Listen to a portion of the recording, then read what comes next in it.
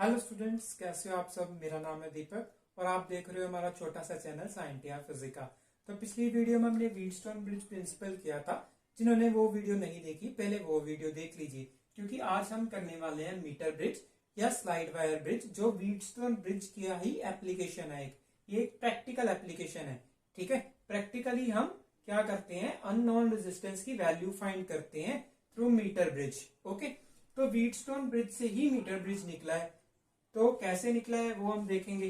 तो हम क्या करते हैं, अननोन रेजिस्टेंस की वैल्यू फाइंड करने के लिए ब्रिज को बैलेंस करते हैं। ठीक है, जब ब्रिज बैलेंस हो जाएगा तो ये इक्वेशन सेटिस्फाई होगी। ठीक है, जो जिसे हम बैलेंसिंग इक्वेशन बोलते हैं। ओके, तो मान लीजिए मेरे पास आर जो है वो अननोन रेजिस्टेंस है। ठीक है, तो बाकी नॉन रेजिस्टेंस होंगी, तो मैं क्या करूंगा, अपनी अननोन रेजिस्टेंस की वैल्यू ऐसे फाइंड कर लूंगा। तो वैसे ही हम स्लाइड वायर ब्रिज में करते हैं। तो बेसिकली हम क्या करते हैं, हम यहाँ पे जो कि है मेरे पास, ठीक है, उसे स्लाइड करते हैं और ब्रिज को बैलेंस कर लेते हैं। ठीक है, जब ब्रिज बैलेंस हो जाता है तो ये वाला रिलेशन लगाते हैं और अपनी अननोन रेजिस्टेंस की वैल्यू फाइंड कर लेते हैं। ठीक है, अभी आप कहोगे यहाँ तो वायर है। हाँ, यहाँ वायर है, यहाँ पर रेजिस्टेंस नहीं है। यहाँ पे हम वायर को एज ए रेजिस्टेंस यूज कर रहे हैं। कैसे, हमें पता है कि जो रेजिस्टेंस है वो वायर की लेंथ पे और एरिया पे डिपेंड करती है। ठीक है, तो यहाँ पे जो एरिया ऑफ क्रॉस सेक्शन है वायर का वो थ्रू आउट सेम है। ठीक है, और रेजिस्टिविटी भी सेम होती है, मटेरियल पे डिपेंड करती है, तो सेम मटेरियल है। ठीक है, सो यहाँ पे जो रेजिस्टेंस है वो डिपेंड करेगी लेंथ पे। ओके, तो यहाँ पे मेरे पास एक जोकी होती है जो आपकी स्क्रीन पे आ रही है, उसे हम इस वायर पे स्लाइड करते हैं। ठीक है, तो वहां से हम कनेक्शन बनाते हैं। ठीक है, तो जब मैं स्लाइड करता हूं तो वायर की लेंथ जो है वो दो सेक्शन में डिवाइड हो जाती है। ठीक है, एक सेक्शन को मैं P कह सकता हूं और दूसरे सेक्शन को मैं Q रेजिस्टेंस बोल सकता हूं। ओके, तो जब मैं वायर को स्लाइड करूंगा तो वायर की लेंथ जो है A से D तक वेरी करेगी। अगर लेंथ वेरी करेगी तो रेजिस्टेंस वेरी करेगी। ठीक है, वैसे ही यहाँ पे भी जो लेंथ वेरी करेगी तो मेरे पास Q की रेजिस्टेंस भी वेरी करेगी।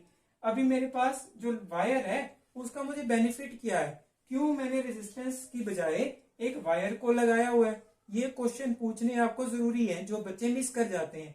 बच्चे कहते हैं ठीक है कोई बात नहीं, स्लाइड वायर ब्रिज है, ऐसे बना हुआ है, ठीक है, बट क्वेश्चन पूछना इसलिए जरूरी है क्योंकि अगर आप क्वेश्चन नहीं पूछोगे तो आपकी मेंटल डेवलपमेंट नहीं होगी।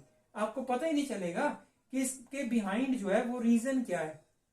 ठीक है, तो ये रीजन ये है कि जब हम रेजिस्टेंस लगाएं, मान लीजिए यहाँ पे आपने एक रेजिस्टेंस बॉक्स लगा दिया जो वेरिएबल रेजिस्टेंस होती है।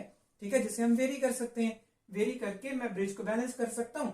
ठीक है, बट क्या होता है, रेजिस्टेंस बॉक्स में जो रेजिस्टेंसेज होती हैं वो डिस्क्रीट होती हैं। मतलब उसकी एक पर्टिकुलर वैल्यू होती है, 5 होगी, 10 होगी, 100 होगी, 10,000 होगी, 1 होगी। ठीक है, तो आपको हर टाइप की रेजिस्टेंस नहीं मिलेगी, ना आपको 1 मिलेगी, 2 मिलेगी, 3 नहीं मिलेगी। तो वायर में क्या होता है, वायर में जब हम इस जोकी को स्लाइड करते हैं तो मेरे पास जो रेजिस्टेंस की वैल्यू मुझे मिलती है वो कंटिन्यूस वैल्यू होती है। ठीक है, जैसे मैं अगर स्लोली स्लोली जोकी को स्लाइड कराना स्टार्ट करूं तो 1 से लेके मुझे 2 तक, 3 तक, 4 तक, इसमें बहुत सारी वैल्यूज मिल जाएंगी। 1 मिल जाएगी, 1.5 मिल जाएगी, 1.7 मिल जाएगी, 1.8, 1.9, ऐसे कंटिन्यूस वैल्यूज मिलती जाएंगी। ठीक है, बट यहाँ पे मुझे डिस्क्रीट वैल्यू के साथ काम चलाना पड़ेगा, जो कि बहुत मुश्किल हो जाएगा। ठीक है, डिस्क्रीट वैल्यू के साथ ब्रिज को बैलेंस करना बहुत मुश्किल हो जाता है और बहुत टाइम लगता है। ठीक है, और इसमें जो है वो कंटिन्यूस वैल्यू है, कंटिन्यूस वैल्यू के कारण जो है वो मुझे इजी हो जाता है काम। ओके, और दूसरी बात ये है कि अगर मैं जोकी को स्लाइड करवाता हूं तो मेरे पास P और Q जो है वो दोनों साइमल्टेनियसली चेंज होते हैं। ठीक है, अगर मैं जोकी को यहां से यहां ले आऊं तो ये लेंथ भी चेंज हो गई और ये लेंथ भी चेंज हो गई, तो दोनों की जो रेजिस्टेंसेस हैं वो साइमल्टेनियसली चेंज हुई। ठीक है, तो साइमल्टेनियसली चेंज होने के कारण इसका जो बैलेंसिंग पॉइंट है वो जल्दी मुझे मिल जाता है। ठीक है, मतलब मैं स्लाइड वायर ब्रिज को इजीली बैलेंस कर सकता हूं, कोई छोटा बच्चा भी आराम से इसे बैलेंस कर सकता है। गैल्वेनोमीटर से हमने देखना होता है कि जो गैल्वेनोमीटर की जो नीडल है वो 0 पे आ जाए। ठीक है, तो जब ब्रिज बैलेंस हो जाता है तो हम बैलेंसिंग कंडीशन लगा देते हैं। तो बैलेंसिंग कंडीशन हमें पता है, that is R by S is equals to P by Q। ठीक है, ये बैलेंसिंग कंडीशन है।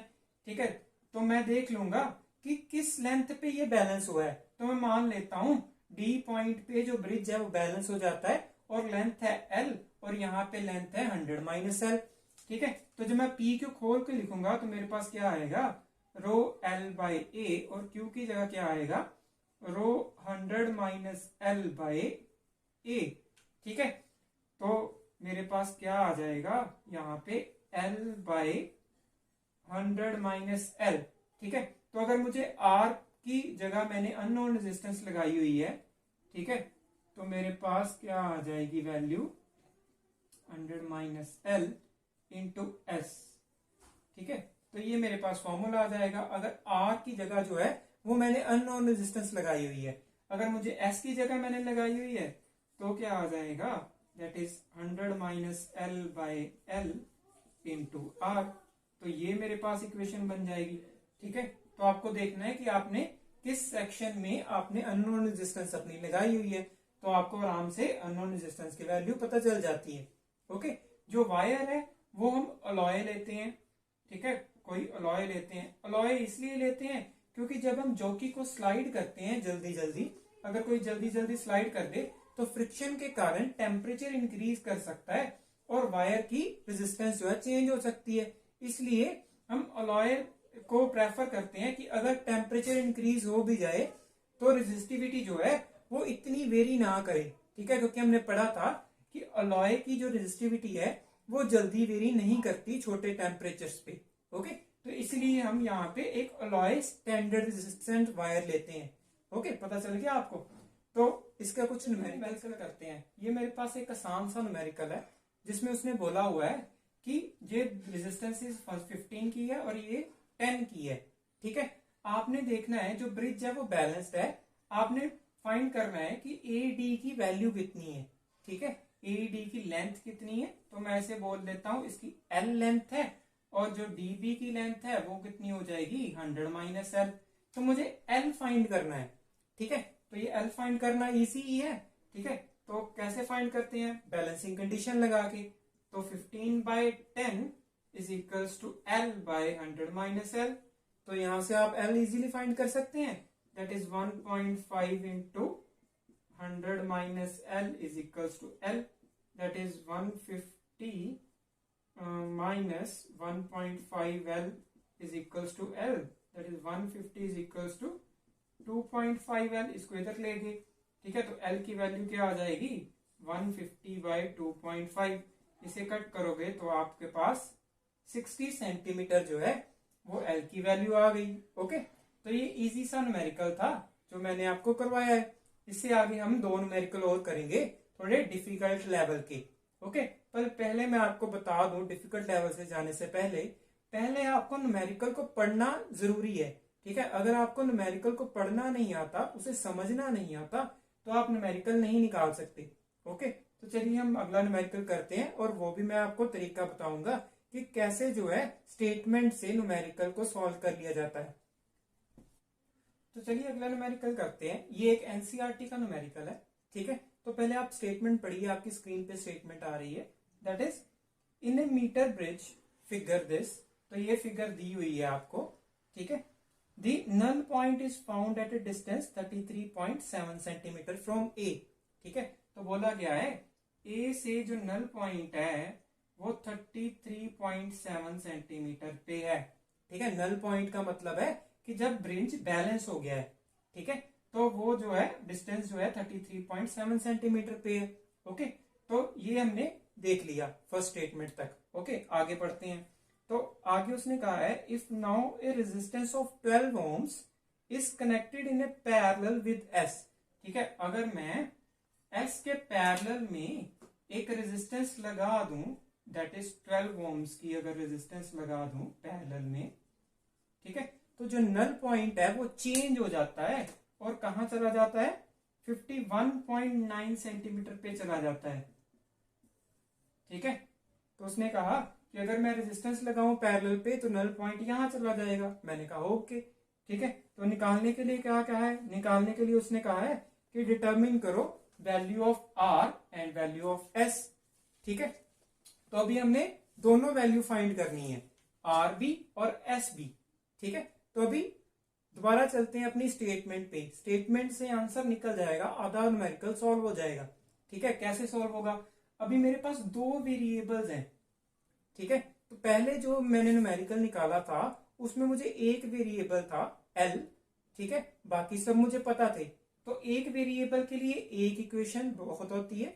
अगर मेरे पास दो वेरिएबल्स हैं तो मुझे दो इक्वेशंस चाहिए। ठीक है, तो दो इक्वेशंस अभी कैसे आएंगी? तो मैं फिर से अगर मैं स्टेटमेंट पढ़ूं तो मुझे दो सिचुएशंस उसने दी हुई हैं। दो सिचुएशंस कैसे?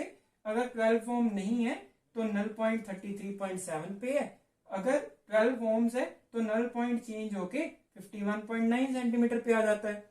ठीक है, तो ये क्या है? दो कंडीशंस है ना, तो दो कंडीशन से दो इक्वेशंस निकल आएंगी। ठीक है, तो पहली इक्वेशन क्या आएगी? R by S is equals to 33.7 centimetre by 100 minus 33.7 centimetre. Okay, तो ये फर्स्ट इक्वेशन हो गई। सेकंड इक्वेशन क्या होगी? R by S equivalent. ठीक है, अभी 12 ओम्स मैंने पैरेलल में लगाई है ना, तो इसकी टोटल की रेजिस्टेंस एस इक्वलेंट हो जाएगी, that is 12s by 12 plus S. ठीक है, तो आपको पता है ना पैरेलल में इक्विवेलेंट रेजिस्टेंस कैसे निकालते हैं, ये उसका फॉर्मूला है। ओके, तो ये क्या बन जाएगा मेरे पास? 51.9 सेंटीमीटर बाय 100 माइनस 51.9 सेंटीमीटर। ठीक है, तो ये मेरे पास दो इक्वेशंस आ गई, ये सेकंड इक्वेशन है। ओके, तो अभी मैं एस इक्विवेलेंट की वैल्यू यहाँ पे फिल कर देता हूं। अगर मैं एस इक्विवेलेंट की यहाँ पे वैल्यू फिल करूं, that is 12s by 12 plus S. ठीक है, तो ये वैल्यू मैंने फिल कर दी। तो अगर 12 को यहां ले जाऊं, बच्चे यहां पर गलती कर देते हैं, यहाँ ये जो न्यूमेरिकल है वो जल्दी निकल सकता है। आप यहाँ पे गलती क्या करोगे? एस की वैल्यू यहां से निकाल के यहाँ पुट करोगे और ये न्यूमेरिकल बहुत लेंथी हो जाएगा। ठीक है, अगर आपने आसान करना है तो ऐसे कुछ कर सकते हैं, 12 बाय एस बाय 12।